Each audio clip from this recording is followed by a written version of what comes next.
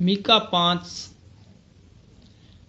अब हे बहुत दलों की स्वामिनी, दल बांध बांध कर इकट्ठी हो, क्योंकि उसने हम लोगों को घेर लिया है। वे इज़राइल के न्याय के गाल पर सोंटा मारेंगे।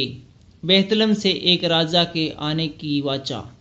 हे बेतलम एप्राता, यदि तू ऐसा छोटा है कि यहूदा के हजारों में गिना नहीं जाता, तो भी तुझ में से मेरे लिए एक पुरुष निकलेगा जो इजरायलियों में प्रभुता करने वाला होगा, और उसका निकलना प्राचीन काल से वरन अनादि काल से होता आया है।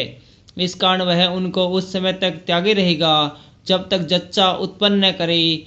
तब इजरायलियों के पास उसके बचे हुए भाई लौटकर उनसे निकल आए जाएंगे, और वह खड़ा होकर यहोवा की दी हुई शक्ति से और अपने परमेश्वर यहोवा के नाम के प्रताप से उनकी चरवाही करेगा।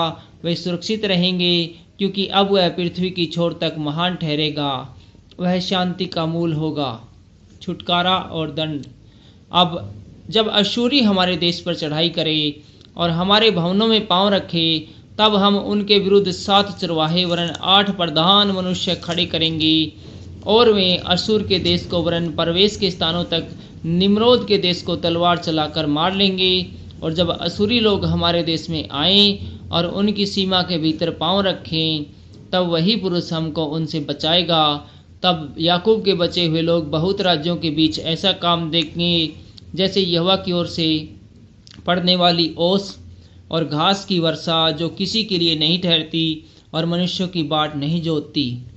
याकूब के बचे हुए लोग जातियों में और देश देश के लोगों के बीच ऐसे होंगे, जैसे वन पक्षियों में सिंह या भेड़ बकरियों के झुंड में जवान सिंह होता है।